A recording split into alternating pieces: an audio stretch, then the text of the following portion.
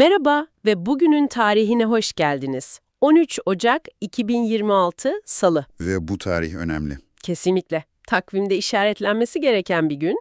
Çünkü bu akşam Hulu'da Tell Me Lies dizisinin o çok konuşulan, merakla beklenen 3. sezonun nihayet başlıyor. Sonunda. Sonunda. Biz de sizin için son birkaç haftadır ne kadar haber, eleştirmen yorumu, oyuncu röportajı varsa... Ve tabii ki hayran teorileri. Oh evet, interneti kasıp kavuran o teoriler, hepsini bir araya getirdik. Sezon başlamadan bilmeniz gereken her şeyi, tüm karmaşası ve beklentileriyle masaya yatıracağız. Ve masada gerçekten çok şey var. Çünkü herkesin aklındaki soru aynı değil mi? Bu yeni sezon bize ne vaat ediyor? Ve daha da önemlisi... Bu Lucy ve Stephen'ın zehirli dansının son perdesi mi olacak? İşte anahtar soru bu. O zaman hiç vakit kaybetmeden başlayalım. Hikaye, 2. sezonun bittiği o inanılmaz kaotik anda başlıyor değil mi? Tam olarak orada. Düğün mahvoluyor, arkadaşlıklar bitiyor, yani ortalık tam bir savaş alanına dönüyor. 3. sezonda işte o enkazın içinden başlıyor. Hulu'nun yayınladığı resmi özet de bu kaosu doğrular nitelikte aslında. Ne diyor peki? Diyor ki, Lucy ve Steven bahar döneminin başında tekrar birlikteler. Şaka gibi. Dur, devamı var. Bu sefer her şeyin farklı olacağına söz verseler de geçmişteki hataları, iyi niyetlerini baltalar. Lucy kendini hiç istemediği bir tartışmanın içinde bulur. Tekrar birlikteler. Tekrar birlikteler. Olan onca şeyden sonra yine mi? İşte dizinin özü de bu zaten.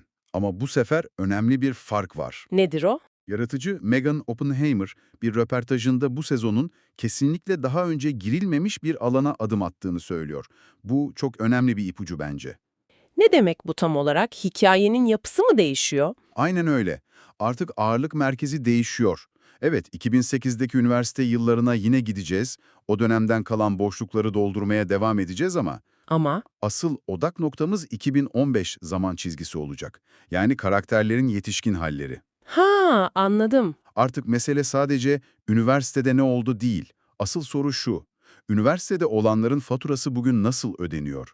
Geçmişin hayaletleri yetişkin hayatlarının ortasına çöküyor resmen. Bu da hikayeye çok daha olgun ve sonuç odaklı bir hava katıyor diyebiliriz. Kesinlikle. Yani artık üniversite dramasından çıkıp yetişkinlerin hayatını mahvetme aşamasına geçiyoruz. Çok güzel özetledin. Bu da beni doğrudan karakterlere getiriyor.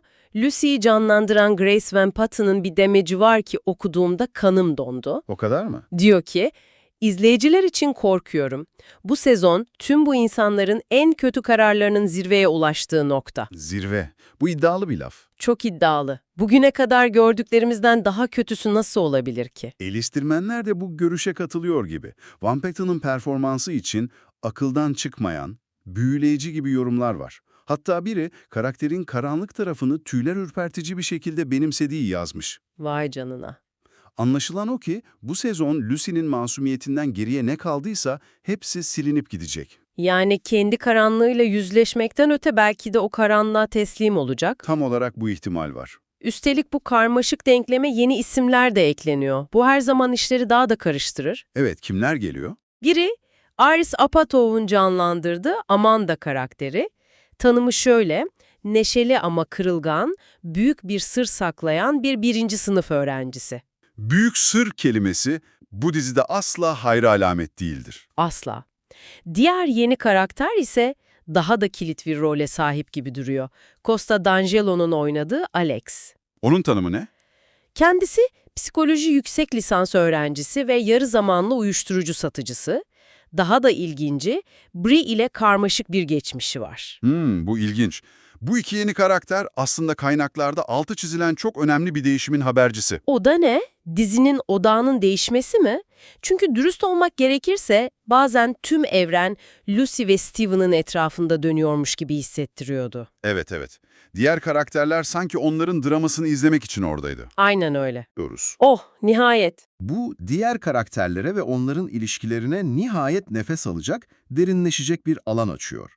Artık onlar sadece Lucy ve Steven'ın yörüngesindeki uydular değil. Buna sevindim. Özellikle Brie ve Rugley gibi potansiyeli yüksek karakterler hep geri planda kalıyordu sanki. Onlar için bir gelişme var mı peki? Hem de nasıl?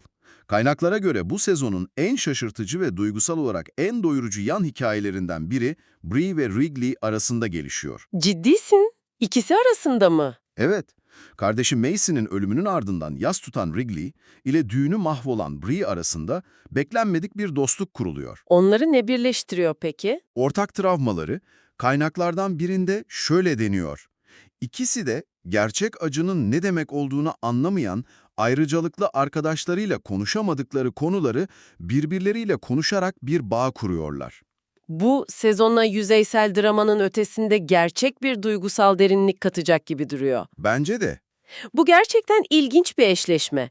Peki ya denklemin diğer tarafı Steven, o kaypak cazibesiyle herkesi manipüle etmeye devam mı ediyor? İşte ikinci büyük değişim de burada. Kaynaklar Steven'ın bu sezon o meşhur cazibesini büyük ölçüde kaybettiğini söylüyor. Nasıl yani? Artık o kadar zeki ve çekici bir manipülatör değil. Aksine daha, nasıl desem, karikatürize bir kötüye dönüşüyor. Yalnızlığıyla yüzleşmekten o kadar korkuyor ki, bundan kaçmak için etrafındaki herkese pervasızca saldıran, zehrini daha açık saçan birine dönüşüyor. Yani maskesi düşüyor. Bu tehlikeli. Cazibesi onun en büyük silahıydı. Evet. Olmadan sadece. Kötü bir adam. Bu durum Lucy'nin ona karşı olan tavrını nasıl etkiler? Belki de bu, onun nihayet kurtulması için bir fırsattır. Ya da tam tersi. Steven'ın bu çaresizliği onu daha da öngörülemez ve tehlikeli yapabilir. Doğru. Ve bu durum Lucy'nin de kendi içindeki dinamikleri sorgulamasına neden oluyor. Artık olay sadece Steven bana ne yaptı değil. Soru şu, ben kime dönüştüm? Evet. Bir analizde sorulan o kilit soru bu sezonun merkezinde yer alıyor. Lucy'nin içindeki bu karanlık, Steven'la yaşadığı travmanın bir sonucu olarak öğrendiği bir tepki mi? Yoksa hep içinde olan bir şey miydi? Bu sezon bu sorunun cevabını arayacağız gibi görünüyor. Kesinlikle. Steven'ın daha kötüye gitmesi, Lucy'nin karanlığa çekilmesi, yas ve travma. Anlaşılan dizinin genel atmosferi de epey değişiyor. Eleştirmenlerin yorumları da bunu destekliyor sanırım. Okuduklarım pek iç açıcı değildi. Hiç değil. Yorumlar arasında ölçülemeyecek kadar karanlık, duygusal olarak yıpratıcı ve izlemesi zor gibi ifadeler var. Of. Ama neredeyse hepsi aynı şeyi ekliyor. Ama bir o kadar da bağımlılık yapıyor. Yani dizi seyirciyi rahatsız etme pahasına gerçekçi olmaktan çekinmiyor. Bu dengeyi iyi kuruyorlar. Aynen. Ama bu karanlığın içinde dizinin o sevilen nostaljik damarı da akmaya devam ediyor. 2000'lerin sonundaki o üniversite ortamı, Arcade Fire, The Strokes, The Sheens gibi, Ah evet, müzikler harika. o dönemin ikonik gruplarının müzikleriyle yine çok canlı bir şekilde resmediliyor. Bu nostalji işlenen ağır temalarla ilginç bir tezat oluşturuyor olmalı. Peki bu sezonun ana temaları neler? İntikam, ihanet gibi kelimeler havada uçuşuyor. Kesinlikle. Ana temaları şöyle sıralayabiliriz. İntikam, çarpık bir adalet arayışı, kendini yok etme. Ve travmanın etkileri. Ve travmanın yıllar sonra bile devam eden etkileri, dizi bu konuları gözü pek bir dürüstlükle ele alıyor.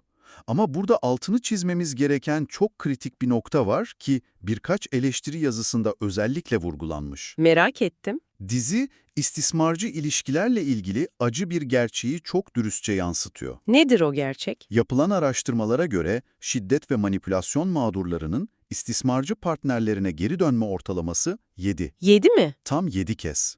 Bu çok sarsıcı bir istatistik. Dizi, Lucy'nin tekrar Stefan'a dönmesini göstererek bu döngünün ne kadar gerçek, ne kadar karmaşık ve dışarıdan yargılamanın ne kadar kolay olduğunu anlatıyor. Yani izleyici neden geri dönüyor ki diye sinirlenirken Aslında tam da bu psikolojik tuzağın bir simülasyonunu izlemiş oluyor. bu çok güçlü bir nokta.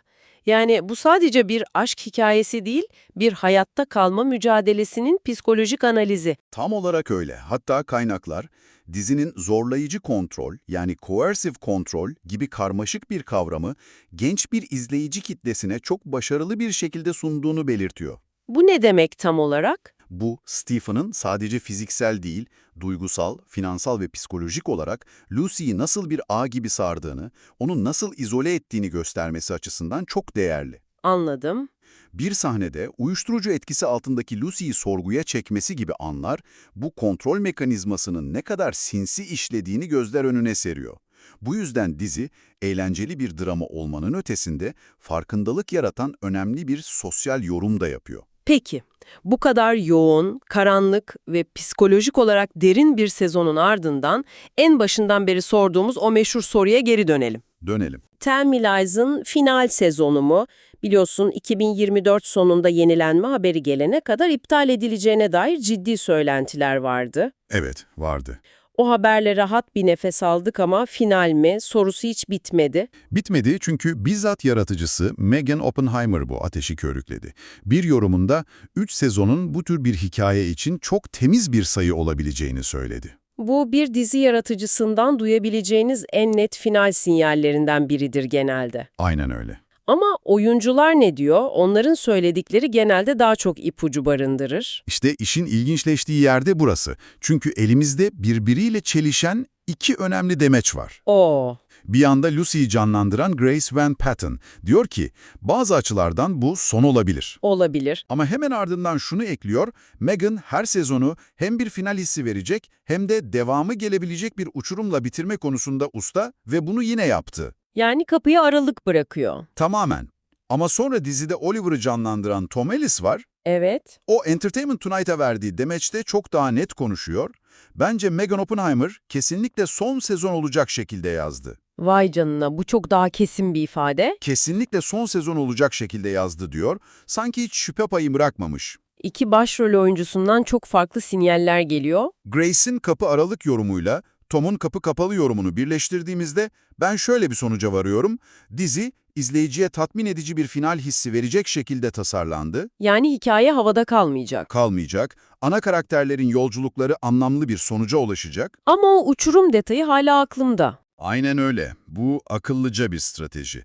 Oppenheimer ana hikayeyi bitirirken yan karakterler veya gelecekteki olası sorunlar için minik tohumlar ekmiş olabilir. Yani resmi olarak bu bir final ama olur da dizi beklenmedik bir popülerlik patlaması yaşarsa veya kanal devamını isterse o tohumlardan yeni bir hikaye yeşertebilecek bir kapıyı da tamamen kapatmamışlar. Hem tatmin edici bir son vaat ediyorlar hem de asla asla deme diyorlar. Çok zekice. Anlaşıldı. O zaman her şeye hazırlıklı olmalıyız. Özetle bu akşam başlayacak olan 3. sezon daha karanlık, karakter dinamikleri değişiyor Merkezdeki o zehirli ilişki artık evrenin tek merkezi değil, ve final sezonu olup olmadığı belirsizliğini korusa da tatmin edici bir sona doğru ilerliyor olabiliriz. tam olarak öyle. Ve bu derinlemesini incelemeyi sizi bu akşam ekran başına otururken düşünmeye sevk edecek son bir soruyla kapatalım. Lütfen. Bölümün başında şu soruyu sormuştuk. Lucy'nin içindeki karanlık doğuştan mı geliyor yoksa travma sonucu öğrenilmiş bir tepki mi? Bu sezon bu sorunun izini sürecek. Evet. O halde sizin için de düşünülmesi gereken asıl soru şu. Üniversitede kurulan bu zehirli ilişkilerin ve kişiliklerin izleri, karakterlerin yetişkin hayatlarına ne kadar derinlemesine işleyebilir? Ya da daha kişisel bir yerden soralım. İnsan, gençliğinde oluşturduğu en kötü yanından, en büyük hatalarından, en zehirli alışkanlıklarından gerçekten kaçabilir mi? Yoksa o kişi, hayat boyu peşimizden gelen bir hayalet midir? Bu akşam cevabı aramaya başlıyoruz.